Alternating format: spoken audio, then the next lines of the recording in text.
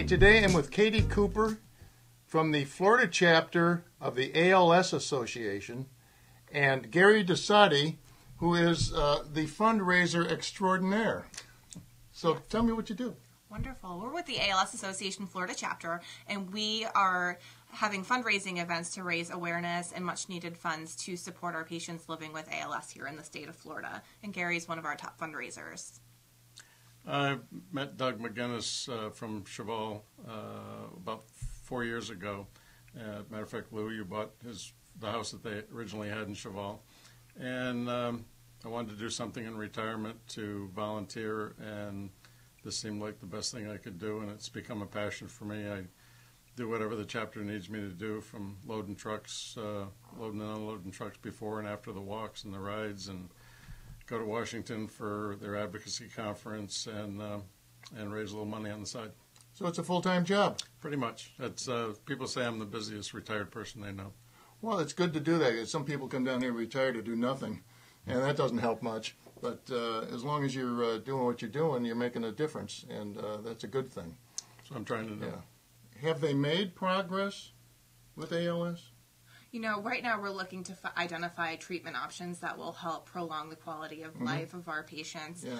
So that's the direction that we're moving in. But to date, we have no known treatment and no known cure, so which is why the work that we're doing here on a local level and the fundraising capacity is so important. Well, that's what makes ALS so tough, because it's so hard to pinpoint and diagnose, because every patient's situation is a little bit different. Absolutely, yeah. Absolutely. And we need to identify those genetic markers so we can make those breakthroughs that will help us help patients. Well, Doug McGinnis is a rather unusual case in the fact that he's done so well for so long.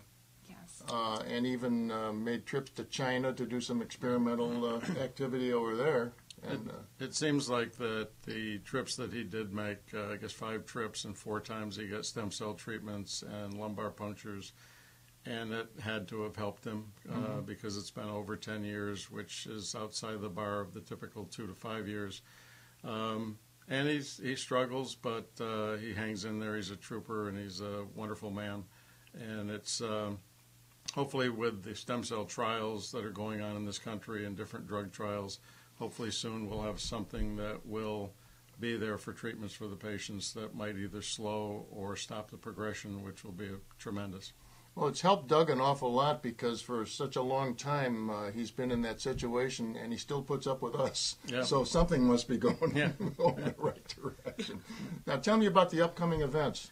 Well, I've got this will be right after a fashion show that we're having to raise funds, but we have our annual Ride to Defeat ALS that's going to be at Indian Rocks Beach out of the Holiday Inn over there on Saturday, November 8th. And if you see this, please call me at 413-530-6523.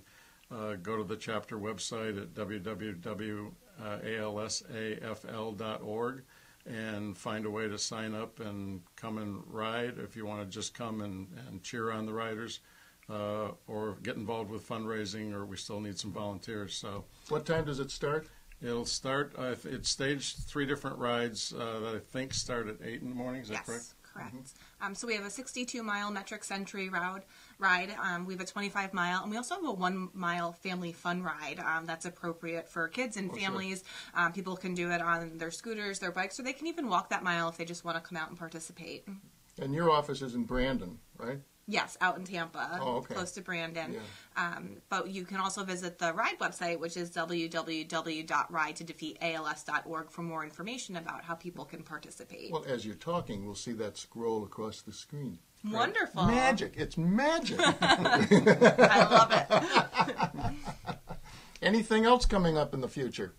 Next year we'll have our annual Walks to Defeat ALS that'll be throughout the state. And there's 7 walks throughout the state in the spring, and I believe they're March through April.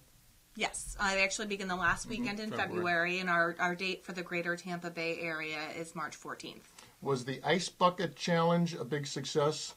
It was a huge success, most importantly from an awareness standpoint. Well, the interesting thing about that is the dumbest thing I ever saw, and It worked. Yeah.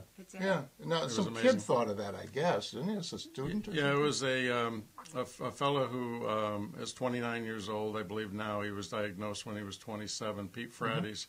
He went to Boston College, and he and his buddies decided to do it, and it just morphed from there and went viral, totally viral, and it was amazing.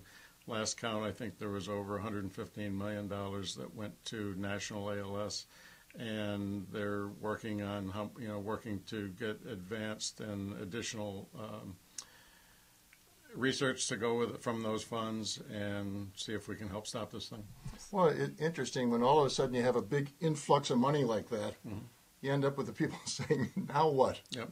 It's kind of an interesting dilemma and a good one. It is, and it's business as usual. We're still going to be dedicating the same percentage of dollars to our advocacy programs, our research programs, patient care, and just making sure that we can increase the quality of our patients' lives. Well, you're doing a great job. Thank you. Yeah. And the monies that we raise here in Florida stay here. The majority of it stays here for helping to treat our patients and help them with their lifestyle here. So if people can go to our local website and continue to support us, and whether it can be volunteering or supporting us with funds, it's needed, and it helps people like Dougie. Yeah. Does the money go to research grants locally here in the Florida area? There is. We have 4, I believe, ALS clinics here in Florida. Jacksonville, the Mayo Clinic, University of Miami, right here at USF. We have a great clinic, and there's one other. I can't remember where that one is, but there's one more, and there is research being done at all those facilities. Great. Well, if anybody wants to get involved, the information is right here, and get involved. You can contact Katie, or you can contact Gary, or you can just go to the website and jump in and join the fray, and let's beat this thing. Yes. Absolutely. Thanks for coming in. Thanks for having us. Gary. Yes. Thank Katie? you for having us. Yeah, We appreciate your support. Good, thank you. So, well, good luck.